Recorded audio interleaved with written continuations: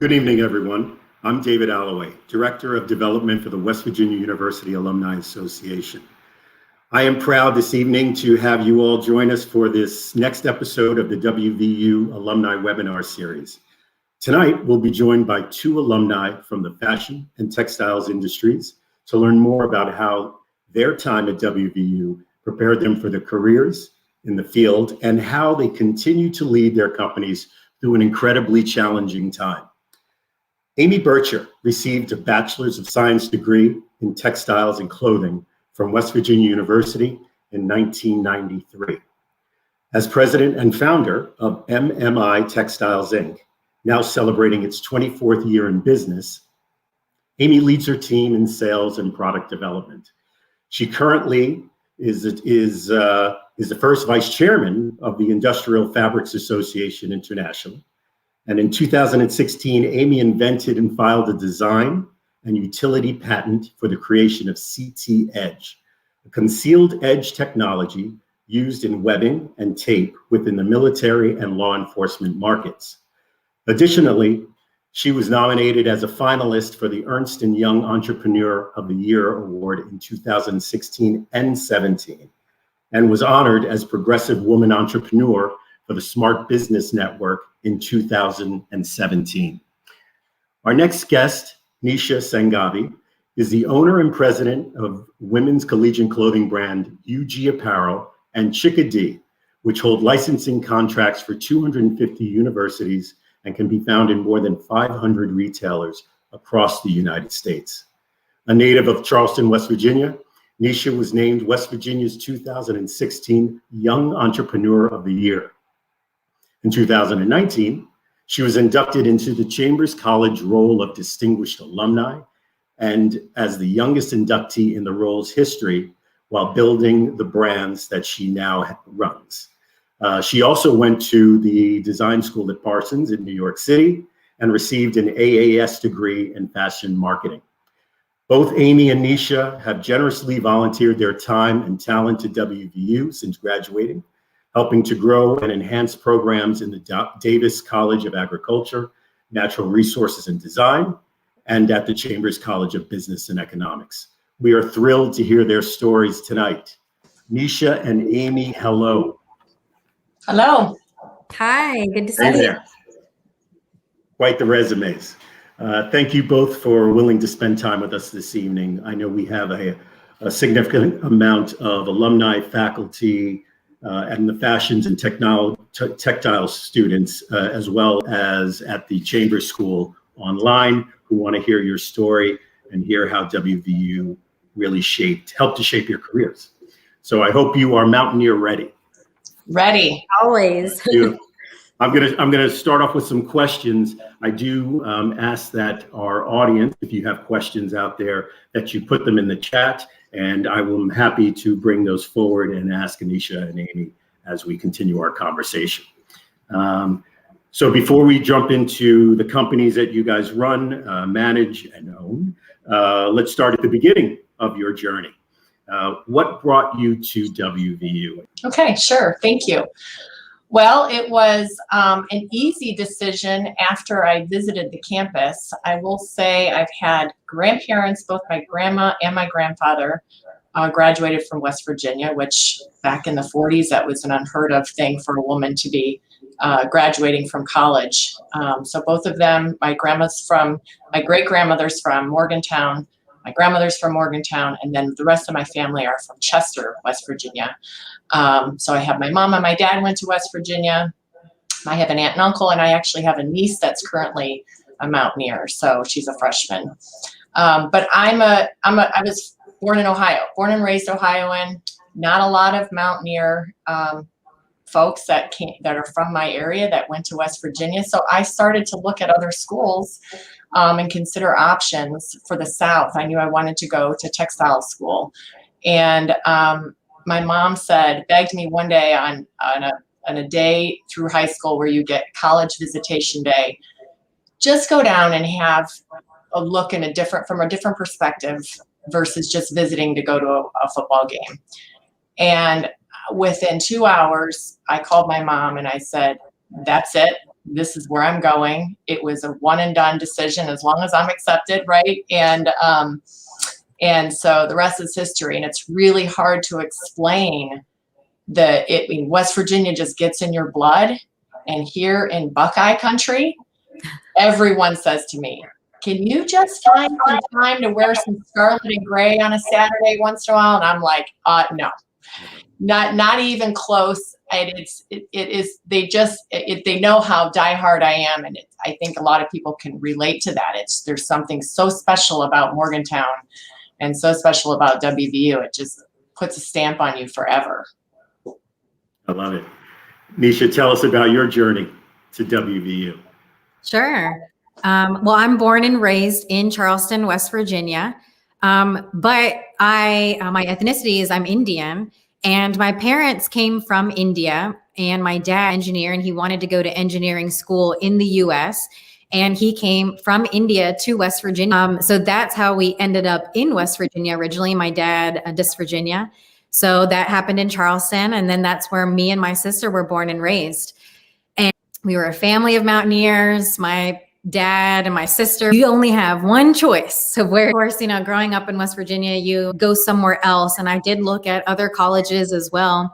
A full ride, everything paid for. Awesome. I'm so glad that I didn't go anywhere else, because my time at West Virginia just has been now today. And What this institution does to you, the moment you walk onto campus and you dig into your journey. Nesha, why don't you answer that? yeah, for me, I never knew what I wanted to do. I came to school and then I decided to do pre-med. In us that you have two paths to success. That's engineering or medical. So I thought, those are my only choice. Pre-med for 2 years, and idea is still what I wanted to do. I knew that I was good with math and numbers, and I decided to study finance instead. So once I settled into finance, I really liked what I was doing, and I had dreams of becoming a Wall Street broker and doing some big things over there. But at the same time, while I was at WVU, I was a varsity cheerleader. So I got to travel all around the country with the men's basketball team and the football team. And that's where the idea for my business came in, for fashionable collegiate clothing. But I never turned it into a business until I left college. So, I left WVU ready to work in banking, and I started that for a year, and then I left that. Amazing. Amy, tell us about how your journey started to come to shape here. Well, I always wanted to be in textiles. I had my father and my stepmother owned a factory in the Carolinas, so I was lucky enough in the summers when I would visit them to basically learn a manufacturing facility from the ground up, which is a pretty cool experience and it went from everything on the factory floor through then the business side, where I was put in accounting and marketing and customer service and sales. And so employing interns, that's a big deal to me because of that experience. It was really, there was a textile to the university that I was one of the only towards that versus the fashion merchandising and design side. We all had to take those classes. We had to design a dress and learn sewing, and but the fiber identification and to kind of really glom on to teaching those curriculums too. So those to me, and I will never forget. She said in class, in the beginning of the class, she said, "By the way, this is a textile class. Material is nil, our material." It's funny, she'd such of teaching. So to me, hugely impactful, and Dr. McDonald too. So wanted to mention those two. Clearly in your blood, and it's interesting because that was one of my questions. There are people who touch our lives powerfully when we're here. So you should.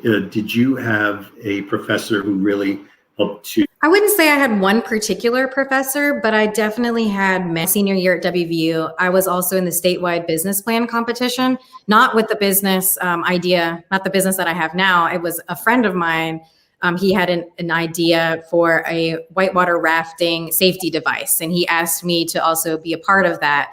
And during the statewide business plan competition, we made it all the way to the finals. And in that competition, I had a lot of faculty members that really shaped the idea of entrepreneurship for me.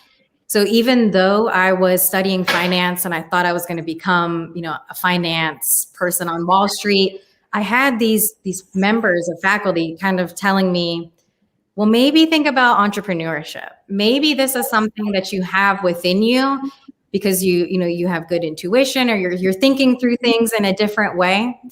So there was definitely Mindy Walls was somebody that still today is somebody that I can talk to. And that's really what's been most important, I think, about my time at WVU is even though I graduated back in 2008, since then, my network with the faculty has grown, and I've been able to still reach out and get help or, bounce ideas off of so many of the faculty there. And that's just been like almost a family to me.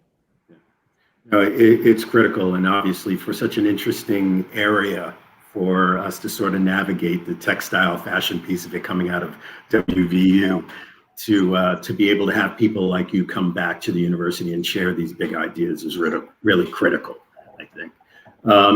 Amy, MMI, clearly it was in your blood. Both of you entrepreneurs at heart.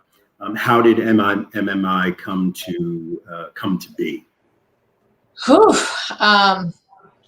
Well, I wanted to go out on my own with my father's blessing. I didn't want to live in South Carolina, and I wanted to actually make a name for myself. I was always his daughter. So it was, and in the industry, it was, Jim Bircher's daughter. And for me, it was important to see if I could, create something on my own, knowing that it would tie in and sort of be complementary to what he does. So I had moved to Southern California and was selling his fabrics on the West Coast, all up and down the West Coast, and had two other lines of products. So when you're selling to big sewing manufacturers of a whole host of brands up and down the West Coast, you had an opportunity to not just sell his fabric, but they're using other things. They're using trim items and labels and Velcro and what have you to create their bill of materials. So I started adding on some product lines. I had a great customer following, and this was underneath a distribution facility that was selling my dad's fabrics out of their location. So I wanted to move back to Ohio. People in Southern California thought I was crazy. You're living in beautiful, sunny Southern California and you want to move back to Cleveland. Okay, interesting. But, home is home. This is where my mom is. And I decided to go out on my own. And with my father's blessing, I had a territory to start doing exactly what I was doing on the West Coast, but doing it in Ohio and starting with 5 states in the Midwest, growing it to 11 states. And what happens through that time is it's relationships. It's proving that you're good at what you do, that you're knowledgeable, but you're trustworthy too. Midwest people can be very provincial, and they want to buy from people that they feel are going to be there tomorrow.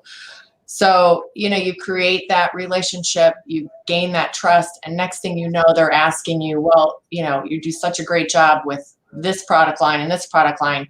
We don't have a great supplier for X, Y, and Z.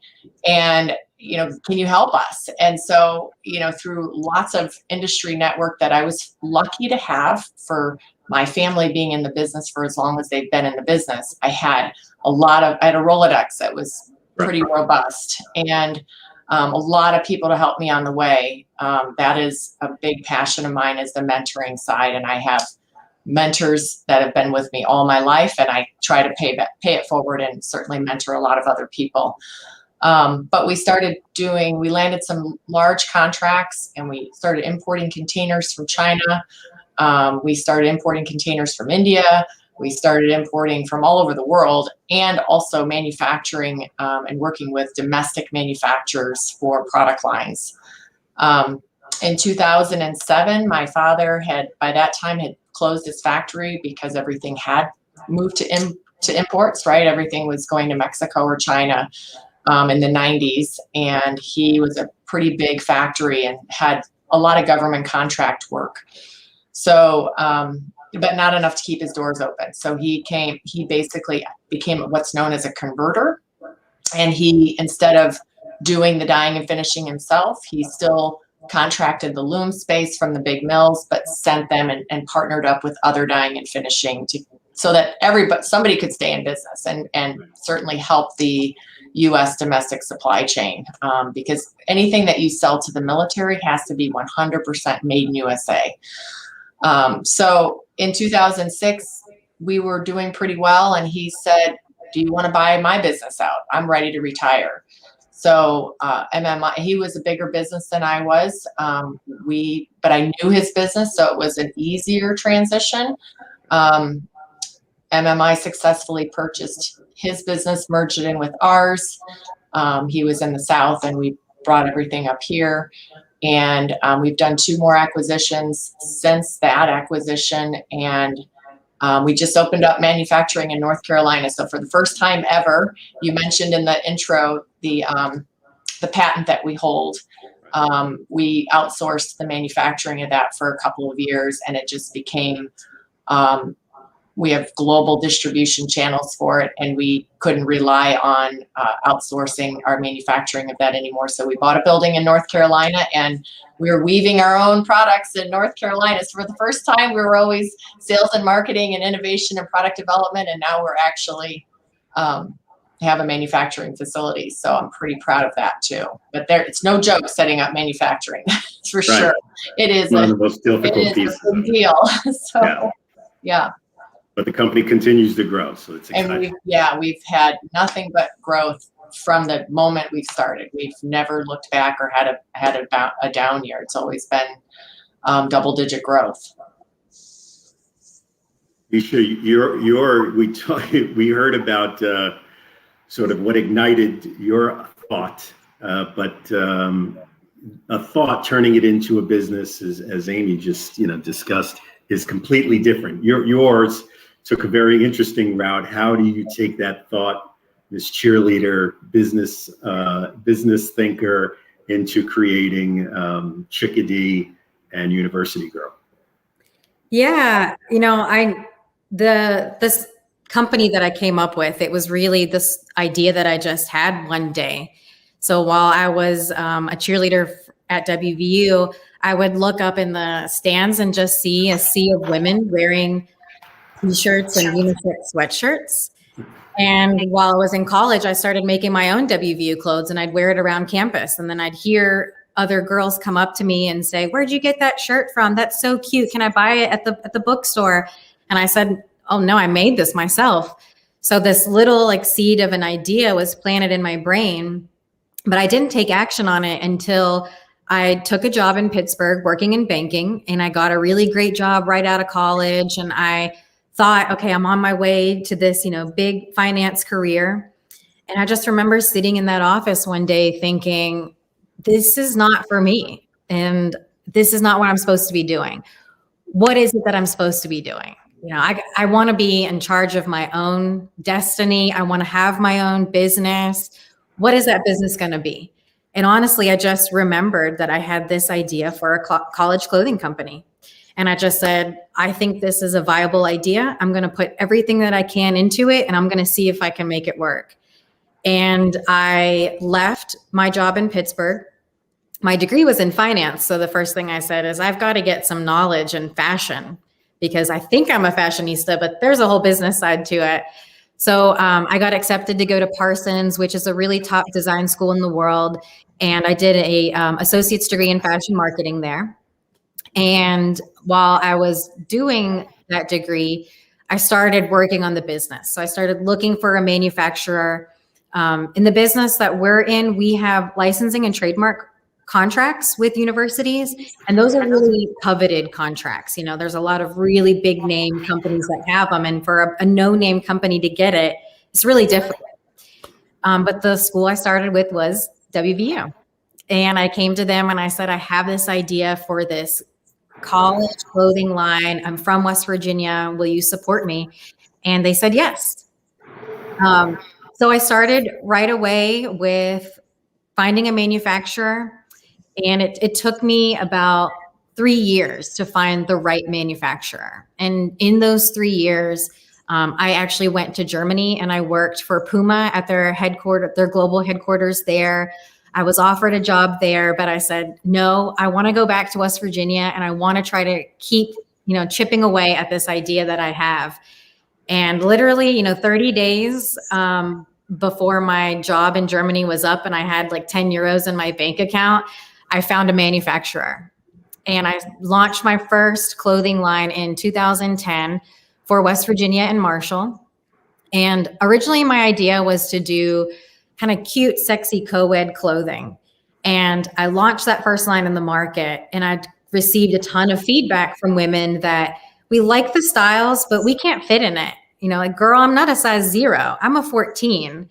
What, maybe think about that. And that really changed my model for the business. Then I took a look at the industry and I realized that there's a ton of junior t-shirts and things for girls that are 18 or in college, but there's nothing focusing on an alumni. So once I changed my business model and made it more about size inclusivity, we go all the way up to size 3X. And we were the first company in the market to launch that idea. Everything changed. And I went from working with 2 universities to 5 to 12 to 75. And I grew that business to now we have about 300 licensing contracts. And then in 2019, I acquired another company, which was a competitor of mine in the industry. So I acquired that company, and that company was also in the college market, but they focus more, that brand focuses more on a college-aged consumer. So my idea with acquiring the second brand, chicka-d, was to build a company that now services all women in the collegiate licensing industry.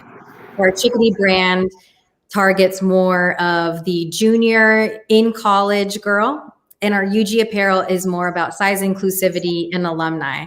So being able to offer those 2 brands, we're now in major department stores, basically anywhere you would want to shop for WVU clothing or whatever your team is, you can find both or one of our brands there. That's amazing. Listen, I appreciate, running a portfolio of brands. I did it for many, many years. Not easy coming up with the distribution strategies and building those relationships, whether you go luxury or mid-tier. So it's fantastic that you were able to do that. I love it. I wanted to ask you, Amy, sustainability, right? We're getting smacked in the face with it everywhere, obviously, in the textile business, apparel business. It is something that the retailers and that the ultimate consumer is asking for. How is the need for sustainability changed your business model or enhanced it? Or what's your approach? Yeah, I mean, it's a big deal. The textile industry is the second largest polluter of water. So we get a major black eye. There's a lot of money that's gone into circularity initiatives. So taking fiber, turning it into fabric, turning it from fabric into an end item, then the end item to the consumer, and then what does the consumer do with it? So getting them to, not throw it away, but, create programs that actually they send it back and it can be reground and reprocessed. So there's a whole market. Patagonia has invested a lot of money into circularity. I have a consultant on my team that is part of this international circularity board, if you will, and is working on a lot of these initiatives. She helped us create, so from an MMI perspective, what are we doing? We just launched another product line called EcoThrive, And under that umbrella of apparel fabrics, because, historically we were more of an industrial or technical fabric for, fire retardant fabrics and things like that for the military. We launched a whole sustainable product line. Again, on our website, it's called EcoThrive. There's 6 fabrics, all named after a tree. There's Joshua, there's Aspen, there's Willow, Juniper, Buckeye, and Birch. So every one of them has a story. All of them are made with recycled polyester, but made by Unify. So it's the Reprieve brand. It's all 100% made in USA. So what's out there right now is you can get some sustainable products. It's really hard to find 100% USA made fabric that is sustainable. So we're one of the first to launch that and to be able to sell it to people who want to buy by the roll, because you can be a big brand and you can go out there and buy 3,000 yards or 5,000 yards. But if you're a small brand and you want to be the next Lululemon, you can't do that. You don't know where to go. And you can't buy 3,000 yards, right? So of one color. So it's been an important sort of segue for us to, fill a need in the marketplace, and then also have this sustainable story behind it. Not only sustainable, but 100% USA made. Because I think people are going to start really looking hard at that with everything that's just happened. And then all of the issues that we're having with, ports and logistics and, containers stuck out on the water, and the importance of reshoring and nearshoring. Sustainability, so many things challenging this industry, whether it be what's happening online, sustainability, and then we get the wild, wonderful COVID. How has that changed everybody's business? How have you guys been able to navigate it? We know it's been really tough out there for obviously many of the retailers, and then many of the wholesalers and throughout the supply chain. Nesha, what has been your strategy? Did you move to online a while ago, so we're sort of getting ahead of some of what was happening in brick and mortar, or what has your strategy been? Yeah, when the pandemic first hit, it was a real serious threat that we were going to lose our business, because our retailers were all shutting down. Our business is primarily focused on sports also. Sports have to be played and kids have to be on campus. And it became a really harsh reality. And we put, 3 contingency plans into place. And one of those was potentially closing the business. But what is really interesting, what happened for us is all these years we manufacture all of our own clothes, and majority of it is a blank. So it doesn't have the West Virginia logo on it until we send it to the screen printer. So we've got all these really great blanks. And over the years, people have come to us and we might, throw something random on it, like I love coffee and all that. And it was starting to take off, but we just didn't have the bandwidth to dive into that market because the college market was so demanding for us. So when college really came to a stop, our sales team was able to focus on this other market that is boutique, online retailers, some more. And we thought about, do we have to do layoffs? And instead we went into the opposite direction and really put ourselves out into the boutique resort wear market. And that was a great strategy for us. We ended up opening almost 400 new retailers. So the number I gave you where we were in 400 new retailers out there? Yeah, so now we're almost at 1,000 retailers. So we were able to get into almost 400 new retailers, and we're growing into around 15 to 18 a week. And we really pivoted our business to now be in 2 big markets. So we've got the college market, but then we have this resort wear market where we can sell our items as a blank, or we can work with anybody that wants to print something on our items. We can do that for them. And we ended up having a record year for 2020. It's awesome. Yeah, not easily done. We don't know a lot of those stories out there, clearly. I do want to jump into some audience questions. And again, I want to say to everybody who's listening, if you do have a question, please put it in the chat, and I'd love to present it to Nesha and Amy as we are all talking this evening. One of the questions that has just been brought up is, what's the best career advice that you have received? Amy, tell us something. So I would say for me, it was be better than everyone else. It sounds cliche, but you can't go into the day like, I'm gonna do good today. I'm gonna be good, and give it your best. And work ethic is key. There is so many, and I know Nesha, you see this too. We see all different kinds of ways of looking at things, and what work ethic is and what work ethic isn't, and integrity. Do everything with utmost integrity and give it your best every day. I don't know how to explain that better than just truly make yourself stand out, be a star.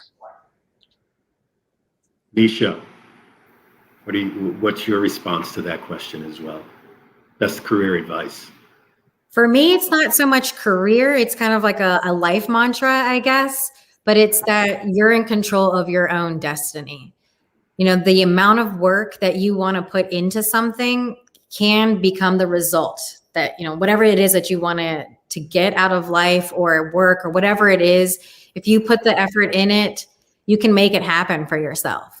And that's something that I keep telling myself, because when I remember looking back and working in banking, I thought, is this my life? I'm sitting here at this 9-to-5 job that I don't like, and I'm miserable all day long. And then when that finally clicked for me that I'm in control of what I want my life to be, and I just kind of approached, the world in that way, I almost felt like limitless, and the sky was the limit at that point. And the ability to pivot, obviously, you got to be flexible in this very strange world. Know what you're doing, but also be smart enough to be flexible when you need to be.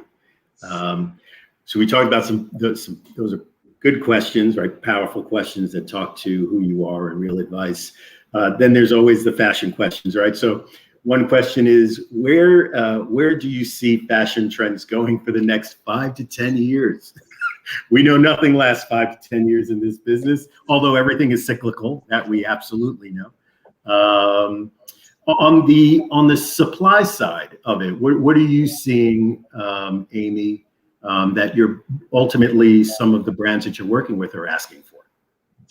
You touched on it earlier. A lot of it's around sustainability, and getting and taking it very seriously. Getting into waterless dyeing and finishing, anything that can be, that can just make a difference in the environment.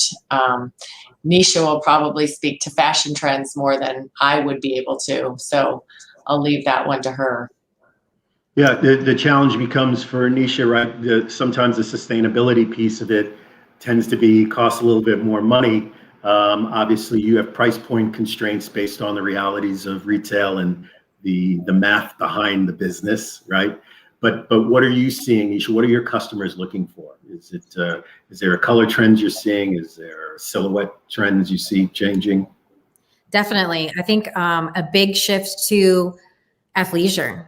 One of our brands has better items, button-ups and polos and things that you can wear to work. And that brand took a hit last year, to be honest. But our other brand focused more on athleisure, and that brand compensated for the other.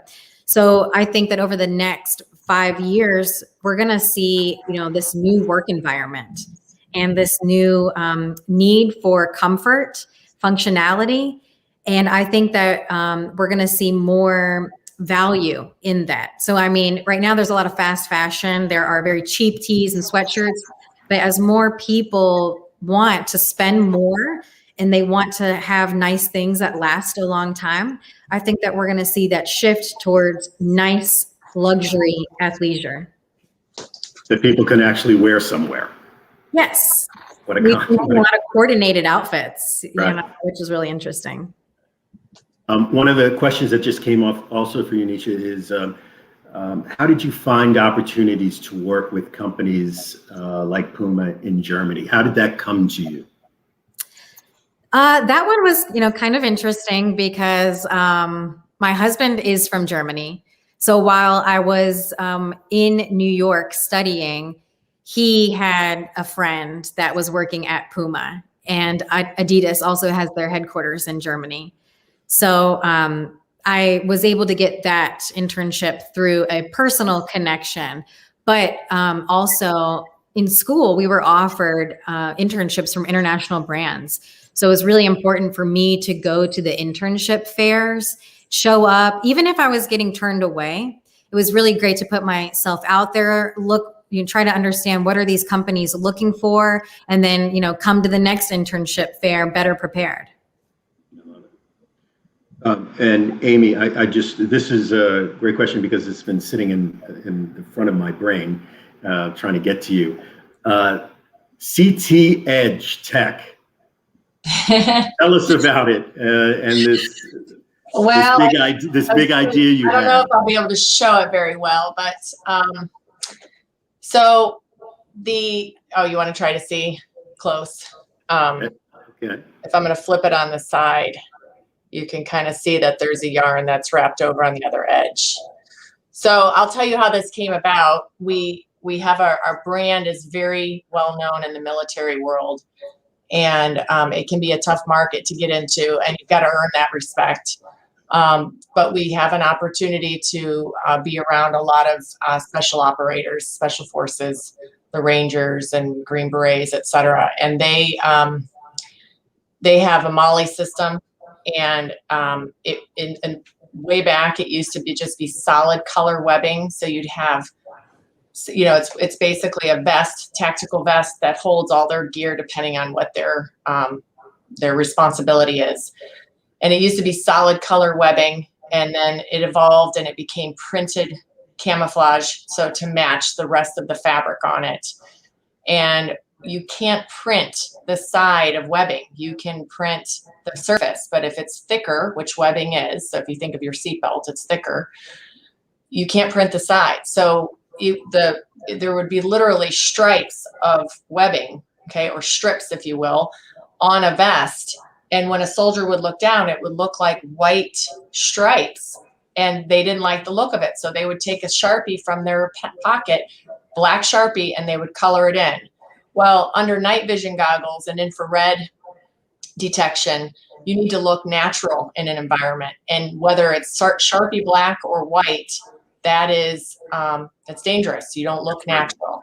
So we heard this over and over, and we were not in the printed webbing market. We were in the solid webbing, and we'd have to make sure we could align ourselves with a printer and actually come to market the right way. So, but we weren't going to be a me too. If we were going to do printed webbing, we're going to solve that problem as well. So we set about creating, it was really easy. I mean, it's not hard from a technical side of weaving a piece of webbing. You add different color yarn onto the ends of your beam. And we now have CT stands for Concealed Technology Edge. So you flip it on the side and it has a camouflage effect as well. There's two colors that show on the side. So, I mean, transformational. It was really easy. I was actually surprised we were awarded our patent, but we limited our scope on it to military and law enforcement. That was printed with camouflage, because, you put it out there and there's lots of other industries. Automotive has a lot of, marker colored webbing for different models of cars. So you had to be really specific on it. But that's a really proud moment because we have friendly international military, Israel, Australia, New Zealand. We have two distributors in Europe. It's a super well received product line that we're proud of. So nothing like a government contract. And nothing like government contract. Government contract. That's right. I love it. Right. Congratulations on that. Yeah.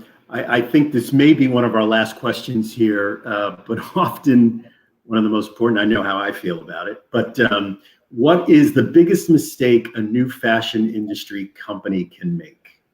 Nesha, let's start with you.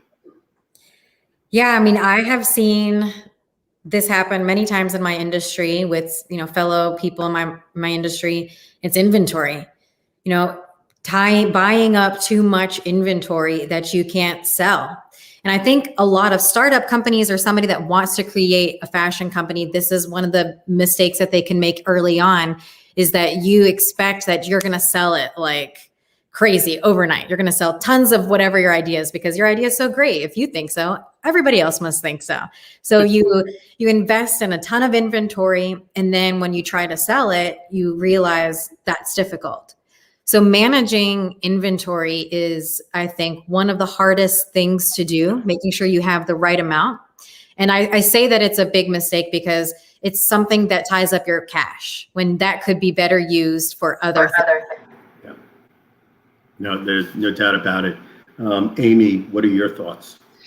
Yeah, I couldn't agree more. I think the other side is you have, if you're a startup and then you actually get traction and you're not prepared. I've seen the other side where they're really careful about buying, right? Which is smart. From Nesha's perspective, she's absolutely right. If you haven't done a business plan, if you haven't forecasted right, if you haven't cash flowed correctly, you'll make that mistake. But then when you do get some traction, you have to be prepared to invest, because the last thing you'd want to do is have your brand implode because you're not prepared with inventory after you just got in the door. So I've seen that a lot too, where people get really scared to spend the money for inventory, kind of like, oh gosh, what if it doesn't sell? But they've had some traction in history.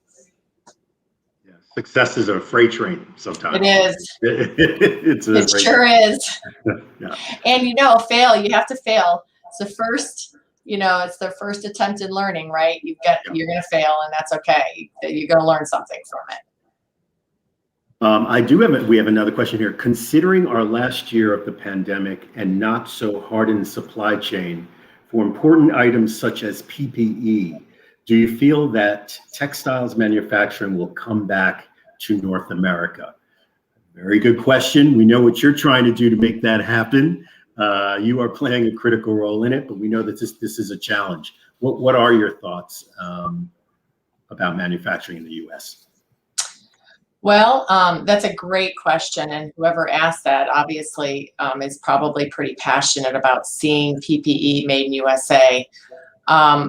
Last year was an unbelievable moment in time for the textile industry to come together and support the needs in especially hotspot areas, New York City, et cetera.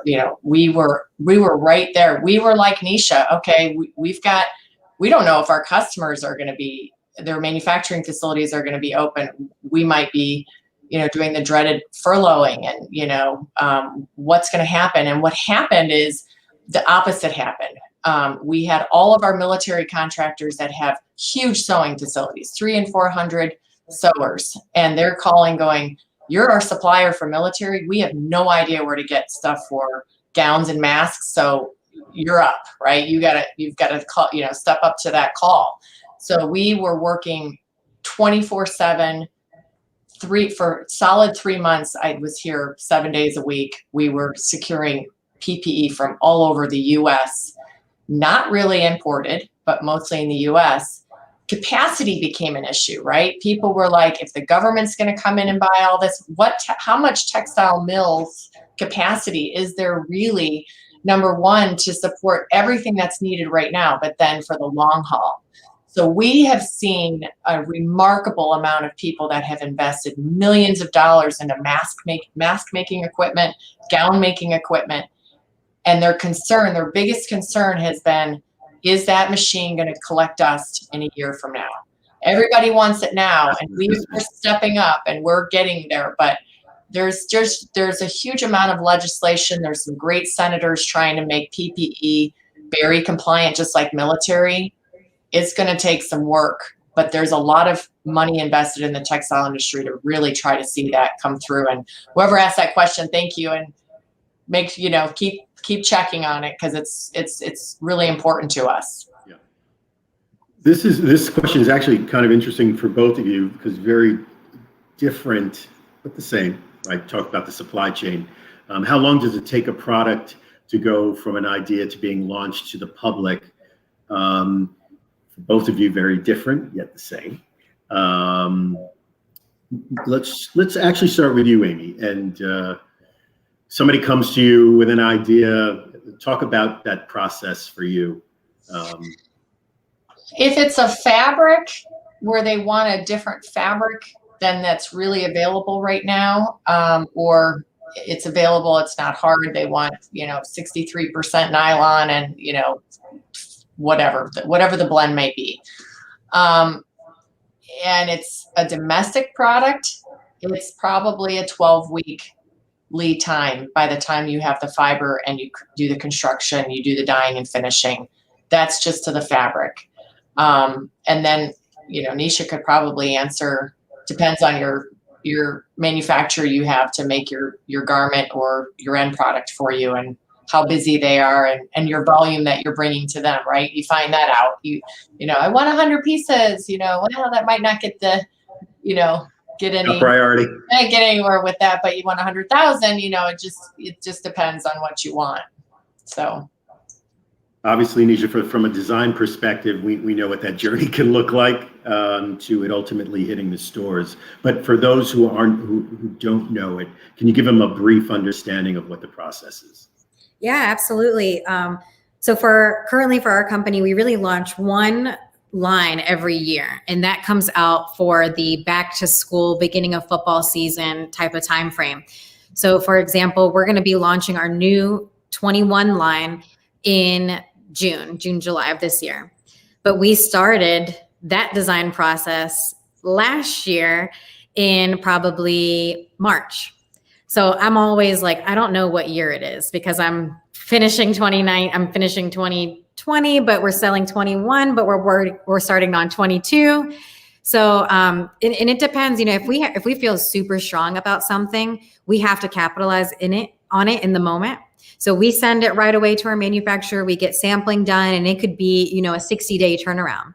But our average is we have different phases where first we start on research, then we do sampling, then we have a independent sales rep network. We give them samples, and they go out all over the U.S. and try to sell it. So there's such a long process before we actually get a product to that store and in the hands of the end consumer. And don't you love independent reps?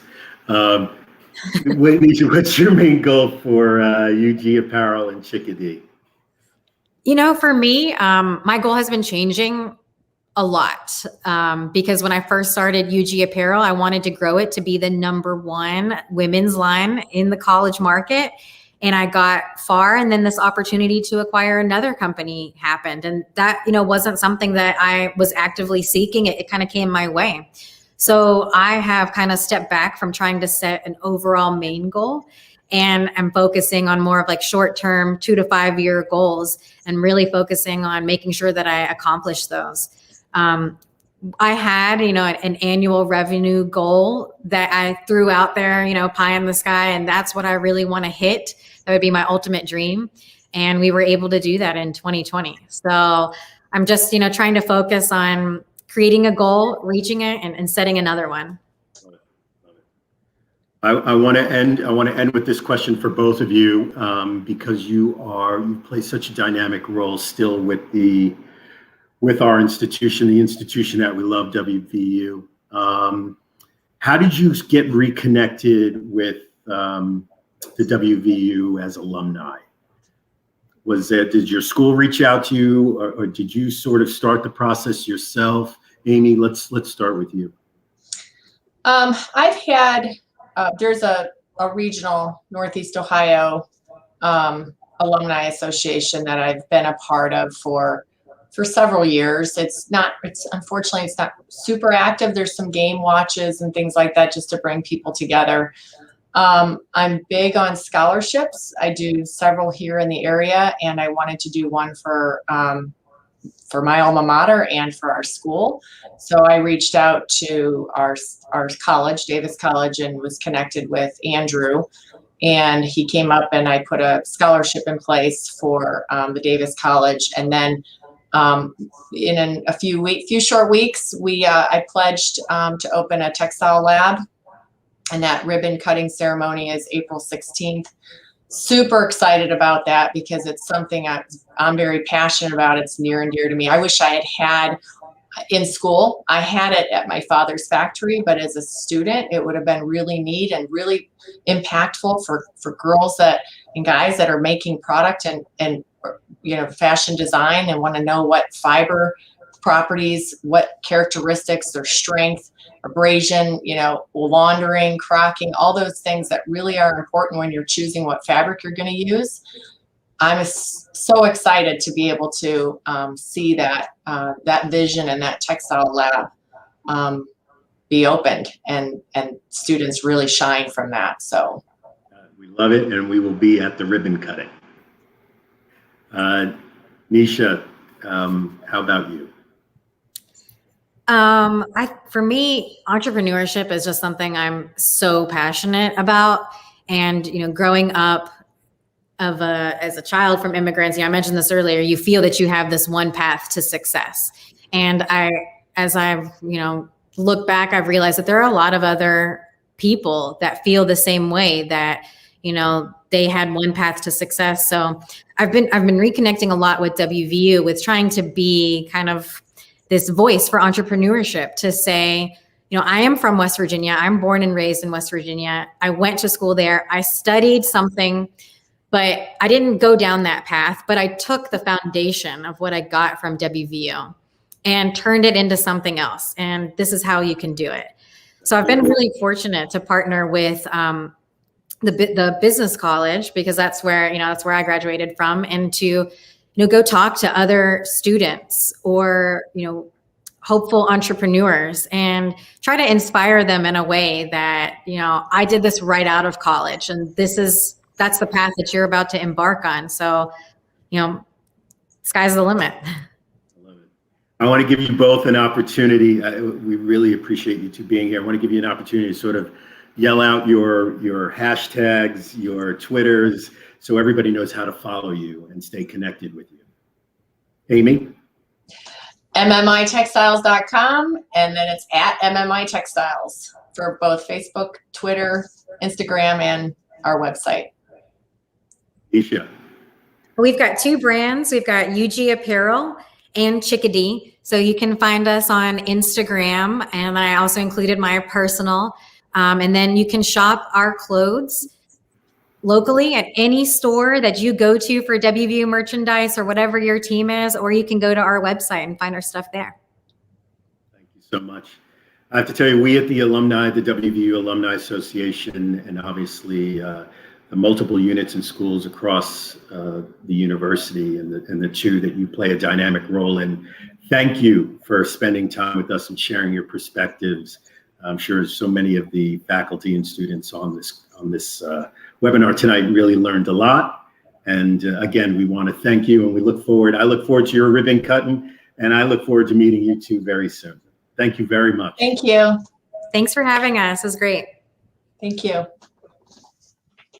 I hope everybody had a great time tonight. And as we conclude this episode of the WVU Alumni Webinar Series, we hope that you will join us next week as we honor Women's History Month through a conversation with Dr. Jessie Wilkerson, who is a professor at WVU and award-winning author. And she'll be talking specifically about the resiliency of the Appalachian woman throughout the last 50 years and how their bravery has impacted our lives today. We'll see you then on March 31st, 7 p.m. Eastern Time. And as always, as we end everything or start everything, let's go Mountaineers.